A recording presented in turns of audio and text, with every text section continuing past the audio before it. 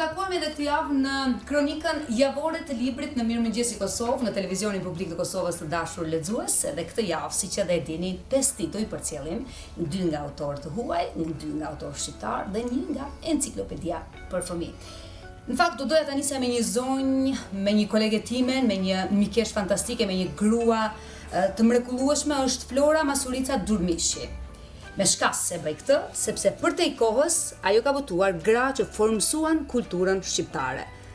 U apusel një botim të pak më hershëm, por jo pa shkas, sepse ne përmes këtij, si me thënë, minutazhit të caktuar që i japim për tej kohës, gra që formësuan kulturën shqiptare, në një farë forme, edhe përcjellim jo vetëm porosi, po përcjellim një arsye të madhe për gratë të cilat vazhdueshëm kanë luftuar, vazhdueshëm kanë punuar dhe kanë arritur atë që kanë dashur.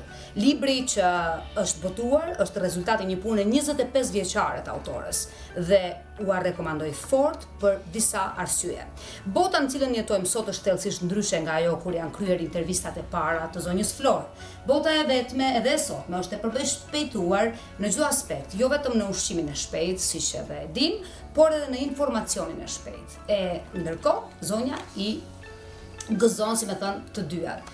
Është dhe gazetare, por edhe publiciste. Shekuj më përpara, autorja thot dije, ishte privilegji disa personave, dekada më përpara lufta përqendrohej në aksesin e informacionit të pacensuruar dhe libri sjell një vështrim mbi këtë. Do me thënë, është një libër që ka bukuri dhe qartësi.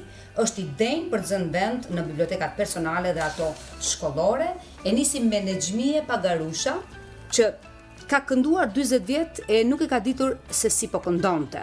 Tash po e shoh se pas kam kënduar mirë, ka thënë vet Nexhmije Pagarusha në fakt. Është intervista me zonjën Pagarusha dhe me shumë zonja të tjera që, siç e shihni, i keni edhe tek ballina e librit.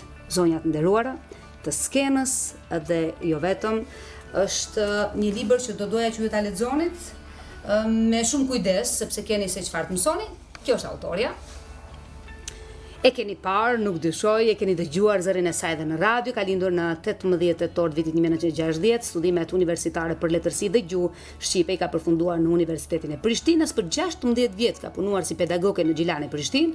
Disa ndër specializimet që ajo ka kryer janë ato për komunikim ndërpersonal, siguri dhe shkaftësi komunikimi, radiogazetari, praktike në ambient modern, mbështetur nga Qendra Europiane për Kulturë, Komunikimi në Varshavë, gazetaria për fëmijë e të tjera. Bashkëpunimi me gazeta studentore të rinisë dhe një ndër angazhimet e saj të hershme profesionale është kjo.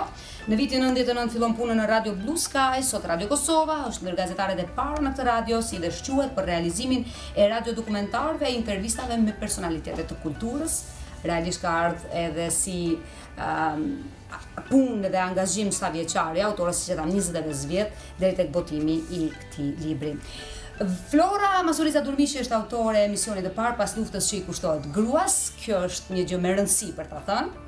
Për punën e saj është përblyer disa herë, ndër cilat quhen çmimet si femra më e suksesshme në media në 2007, gruaja e vitit në 2012, Mbretëresha dhe Albanian Excellence. E gjeni në çmimin për 12 eurosh, është shumë e rëndësishme ta keni në bibliotekat tuaja të nderuar teleshikues për tej kohës, për gratë që formësuan kulturën shqiptare. Dhe po flasim për periudha të vështira kohore, se sot edhe më e lehtë për të bërë gjithçka, por në një kohë dhe në atë kohë ka qenë goxha shumë e vështirë.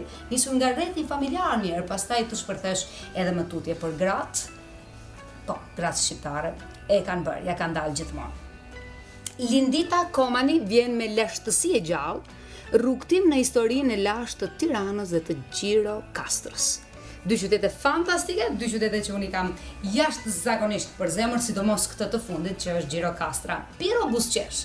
Të thuar se jeta e një heroi të përjetshëm është e çuditshme, është pak në fakt. Ai nuk do ta kishte menduar kurrë do ndodhej këtu mbi 2000 vjet pas vdekjes së tij, duke u folur banorëve të qytetit të cilin ja kushtoi të shoqës. Antigona është plot gjallëri dhe mban një fëmijë në bark. A ka më bukur se sa një grua e rrumbullakosur në mesin e trupit të saj për të sjellë një jetë të re. Lindita Komani është gjithashtu autore post-impression në poezi në vitin 2012, në gjuhën e zgjimit në 2015, moto jetën në 2018, Noli i kuptuar ese që ka votuar në vitin 2019 si dhe përkthyese dhe botuese e disa librave në logon e Kompas, ne e përcjellim sot Lashtësi e gjallë për Tiranën dhe Gjirokastrën. Sigurisht në Brendi keni se çfarë lexoni. Është rrugtim në historinë e lashtë të Tiranës dhe të Gjirokastrës. Super komunikuesit vjen sot në Mirëmëngjesi Kosovë në kronikën e librit Miq të mi, si ta gjejmë gjuhën sekrete të lidhjes me të tjerët. Sa e rëndësishme është sot forma dhe mënyra se si ne komunikojmë me të tjerët. Mund të huqim, t'ja huqim, të zhbëhemi ndoshta në hapat që hedhim në komunikimin me të tjerët. Është tepër e rëndësishme të mësoni teknikat. Pra, për të bërë një super komunikues, gjithçka që duhet të bëjmë është të dëgjojmë nga afër atë që është thënë dhe atë që nuk është thënë. Të bëjmë pyetjet e duhura, ta njohim dhe të përshtatemi me disponimin e të tjerëve dhe t'ua bëjmë më të lehtë të tjerëve që t'i kuptojnë ndjenjat tona. Ndoshta ndonjëherë nuk shfaqen në mënyrën e duhur dhe mund të keq kuptohen. E në mënyrë që të drejt kuptohemi dhe të super komunikojmë, e thjeshtë është apo jo? Sigurisht nuk është kaq sa themi, por secila prej këtyre detyrave në vetë është e vështirë të gjitha së bashku, mund të duken të pamundshme, por ja që me leximin e këtij libri unë ju siguroj që do të dilni tjetër njerëz nëse e lexoni në kuptimin e komunikimit gjithmonë.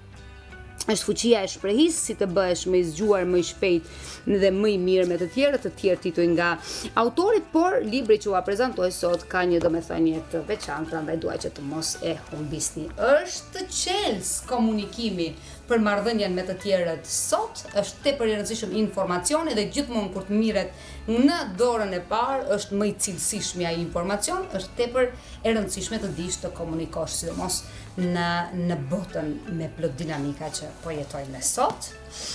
Në pasqyrën e luftës është reflektimi mbi luftën e Kosovës. Është një libër që ua propozoj me shumë përgjegjësi sot, të tjerët duke shkruar për Kosovën dhe parë nga këndvështrimi tjetër, i të tjetrit ose i të tjerëve, jo vetëm që duket më interesante, por madhështohet gjëja. Kur pas shumë hezitimesh të gjata drejtuesit perëndimor vendosën të ndërhynin ushtarakisht kundër luftës së nisur në Kosovë nga regjimi Miloševićit, një pjesë e së majtës reagoi skandalizuar. Për herë të parë që nga rrëzimi i komunizmit, këta nostalgjik u detyruan të përgjigjen pyetjeve që deri atëherë ju ishin shmangur realisht.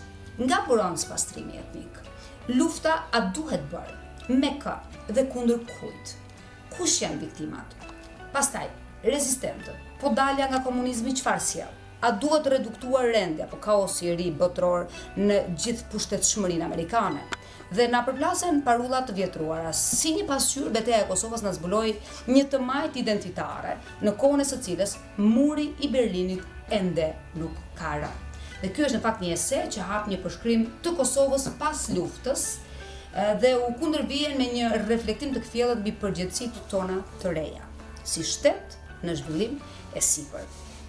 E gjeni në çmimin prej 8 eurosh dhe kjo realisht ndërlidhet me superkomunikuesit, se nëse di të komunikosh, atëherë nuk ka nevojë për të ardhur deri tek luftra. Por me regjime që nuk duan të komunikojnë dhe nuk duhet t'ja dinë ose nuk duan t'ja dinë fare për komunikimin, atëherë duhet të krisen edhe të tilla konflikte, luftra. Por lufta e Kosovës ka qenë diçka tjetër.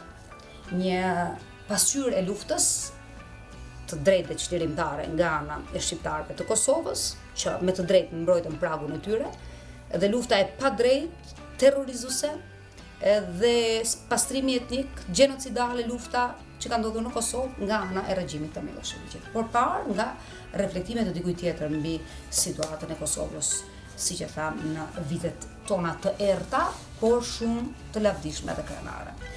Grama TikTok është fituesi i çmimit të krijimtarisë për fëmijë Rudina Çupi. Botartë janë botimet. Në botën e TikTokut po jetojmë. Është Meri, Mbari, Fiu, Peri, Nori, që janë personazhet e librit. Pastaj është dhe Nada, është dhe Linda, është dhe Panda, është dhe Pasta, është dhe Piu. Në fakt në grama TikTok jetojnë 10 banor gjusor, më të çuditshëm që keni parë ndonjëherë. Pjesët e ndryshueshme, të pandryshueshme të ligjëratës, ju kujtohet? Të cilët futen aventura e krijojnë histori për t'i treguar së bashku rreth zjarrit, E rrëfyer si përrall ku personazhet si emri, folja, mbiemri e tjerë janë po aq çamaroke të mençur, të ndjeshëm e të lezetshëm sa vetë fëmijët, gramatika bëhet më e kuptueshme, bëhet më e dashur se shkollarët e vegjël dhe për shkollarët e vegjël. Në fund ata argëtohen për lojtarët dhe me lojrat gjuhësore dhe me pasuritë pafundme që ofron gjuha jonë e bukur shqipe që ju e dini se sa shumë. Jo vetëm shkronja ka, sa shumë zanore, bashkëtingëllore ka dhe se sa i bukur mund të jetë kombinimi në qoftë se ne e njohim gjuhën tonë dhe për ta njohur edhe më mirë gjuhën tonë janë personazhe siç e tham 10 banor gjuhësor që bëjnë një gjë shumë të bukur në mes tyre. Grama TikTok në pasqyrën e luftës. Ja t'ja kthejmë besnikut kështu. E ka më të lehtë, super komunikuesit, lashtësi e gjallë dhe për te i kohës gra që formësuan kulturën shqiptare kanë qenë 5 veprat që unë dhe operatori më sot. Besnika Solli për zgjodhëm për ju sot. Faleminderit për vëmendjen, lexoni dhe bashkë do të shihemi patjetër javën e